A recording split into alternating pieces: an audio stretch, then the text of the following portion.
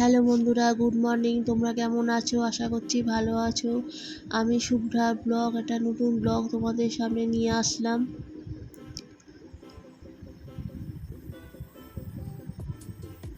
তো পিয়াসের সমস্ত কিছু সব রেডি হয়ে গেছে, এবারও বেরিয়ে যাবে। টিফিন সব দিয়ে দিলাম। আজ সকাল থেকে গতকাল থেকে মামের শরীরটা খারাপ, তাও সকালবেলাটা আমাকে মাম অনেকটাই সাহায্য করে দিয়েছে টিফিন করে দেওয়ার জন্য। তারপর আর বেলার দিকে আর পারেননি। সমস্ত কিছুই আমি সব একা হাতে করেছি সব।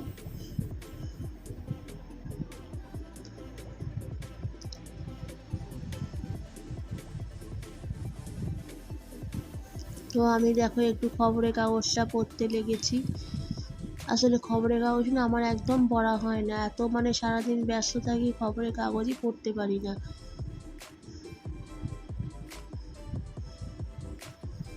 তো পিয়াস বেরোবে, ফোনে আর কি বাইক ডাকছে ফোনে, তো বেরিয়ে যাচ্ছে।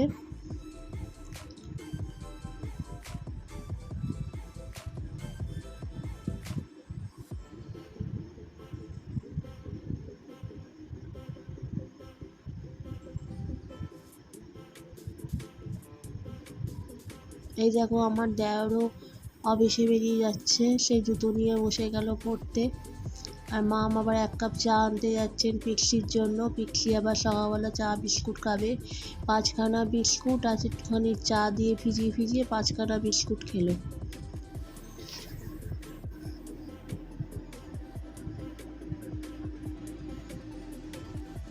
এমনি বিস্কুট খাবে না, কিন্তু তুমি চা দিয়ে ভিজিয়ে ওকে দাও, সেই বিস্কুটও খেয়ে নেবে। কতটা বুদ্ধি ধরে।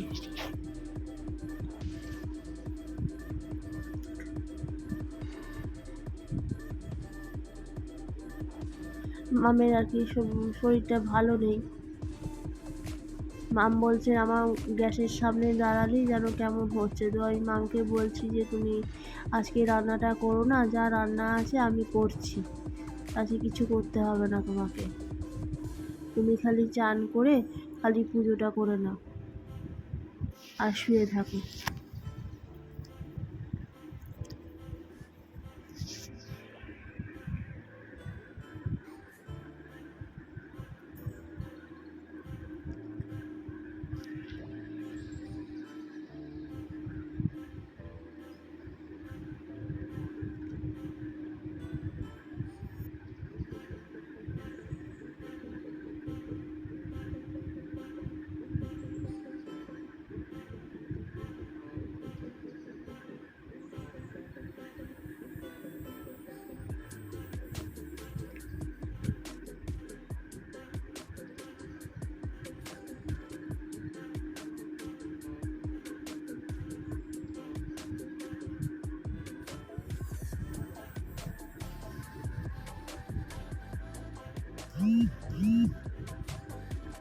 আমার এই ব্লগটা যদি তোমাদের ভালো লাগে একটুখানি কমেন্ট করে দিও। আর যারা নতুন আমার এই চ্যানেলে আসছো তারা প্লিজ চ্যানেলটাকে একটুখানি সাবস্ক্রাইব করে রেখো, বন্ধু হয়ে পাশে থেকো।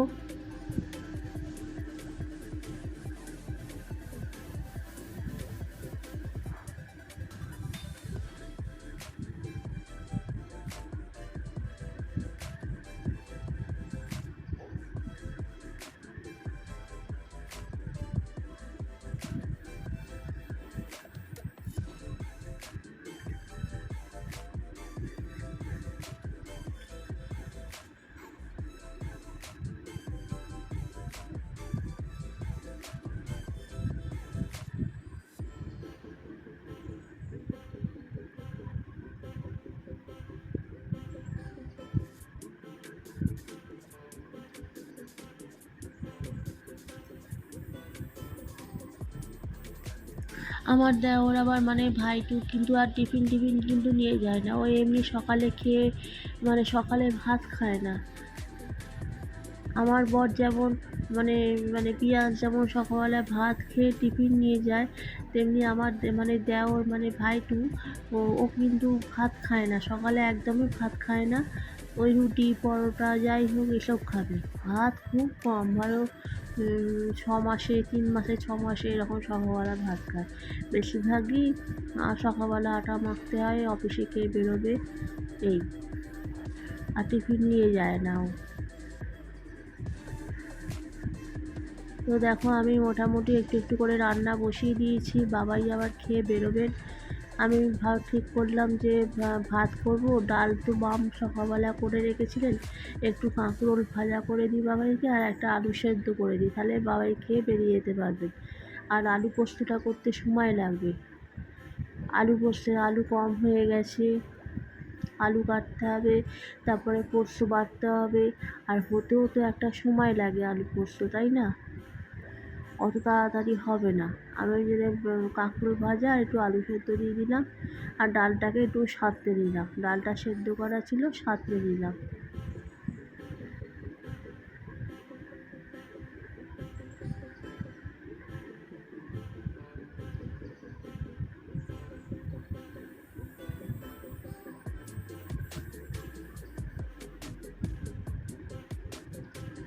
দেখো মামের শরীরটা ভালো নেই, তাও মাম রান্না সেদিনকে শান্তনু বলছিল না যে ব্যথার ওষুধ চট করে খাবেন না, রান্নাটা ভালো।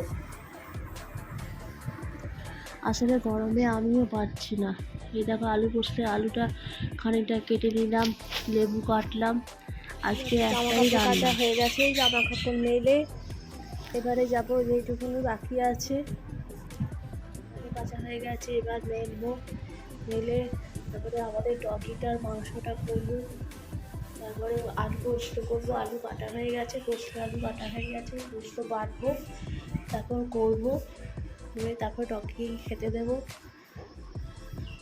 মামের একটু খুব শরীর খারাপ, বেশি চালিয়ে শুয়ে আছেন।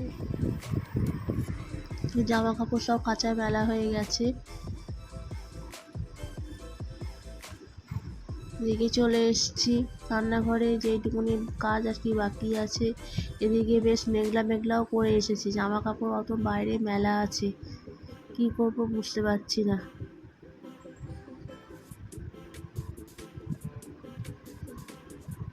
সব মানে একা হাতে করছি। মাম থাকলে নাকি মাম রান্নাটা করে দিতেন, এটাই হচ্ছে আমার অনেকটা সাপোর্ট। মাম বলছে উনুনের পাশে গিয়ে দাঁড়ালি আমার শরীরটা খারাপ করছে, আর ঠিক আছে তোমার করতে হবে না, আমি যেমন করে পারি করবো।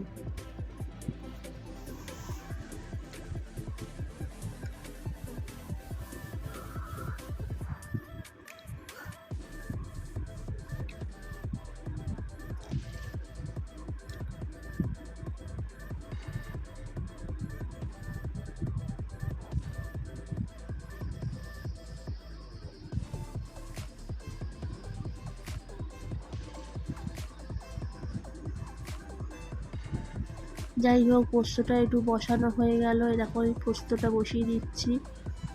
মাম নাকি বলেন আমি পোস্তটা নাকি খুব ভালো রান্না করি, কি জানি, আমি জানি না।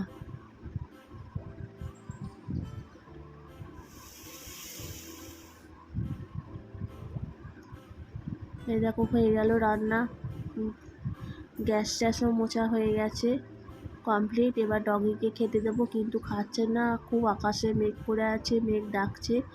ব্লগটা এই পর্যন্তই, টাটা।